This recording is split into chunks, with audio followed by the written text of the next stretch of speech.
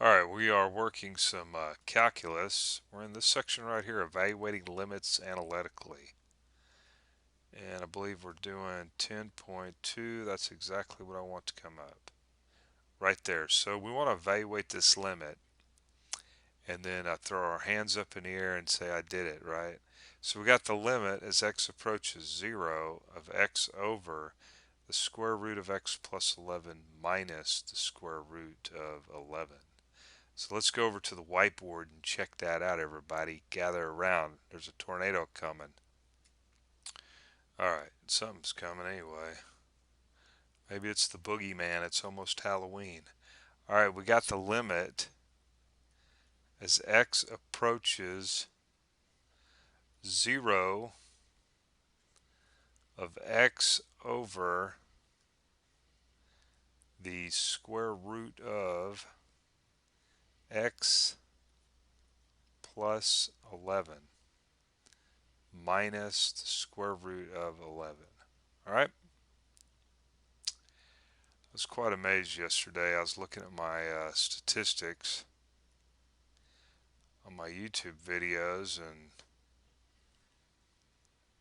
it just amazes me that we're doing direct substitution here. I don't know if I told you that or not. But how many people watch my videos from all over the world? I mean, it's like 50 countries or something just this week alone, and I'm just glad to help, as many people as I can out. I wish I could talk to everybody. Wish there was a way to do that. YouTube needs to have a little video chat or something right there at that video. Anyway, uh, FaceTime or something. We got 0 over 0. So you know what that means? Well, we look up here. Do we need to factor this thing? Okay, we can't factor. There's nothing to factor. But we got these radicals involved, and we need to get rid of them. Okay, I need to get off the radical thing. Anyway, we need to do something about this. Um, will there ever be peace on this planet? That's the question. I think if everybody would just study calculus, we'd be alright. Okay. We need to introduce the conjugate, if you hadn't watched 10.1 yet.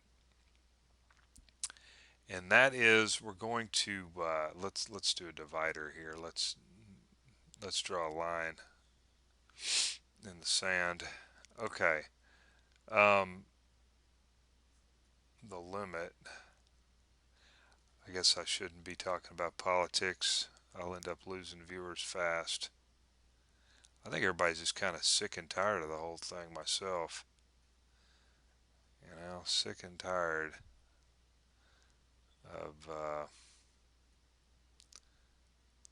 Sick and tired of it all. Anyway,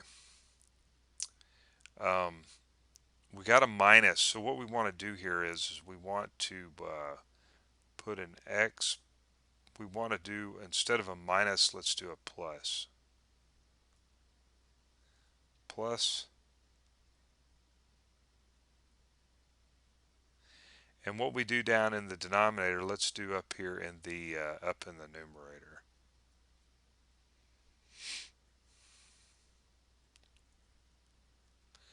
Well, I just hope that I help out as many people as I can, get them through their class. They don't have to retake calculus. A lot of people have to retake this course. Makes more money for the universities. It's ridiculous. Of course, you could be in high school or grade school or first grade if you wanted to study this. I don't know. Anyway, what happens down here in the denominator is we have the square root times the square root. And those guys just disappear. It looks like I've just kind of stopped up here. I don't know, I got ahead of myself. Start thinking about other things.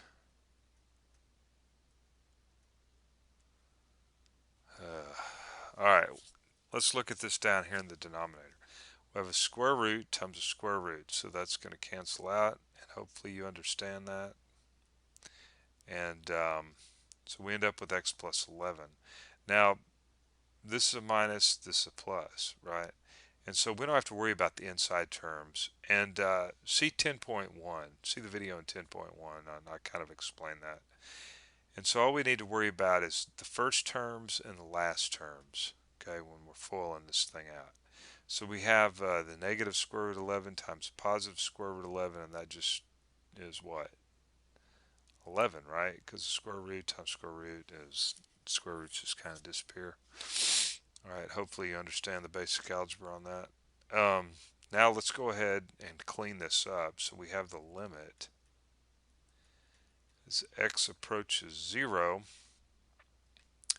and that's going to be 0. We have an x up here and x down here. Those are going to cancel out, and so we're just going to be left with x plus 11 plus square root of 11, right? All right, now we can finally do our direct substitution, plugging 0 in, and we end up with, well, I guess I shouldn't skip any steps. Sometimes you skip steps to save time, but then you end up losing the person that's trying to learn this stuff.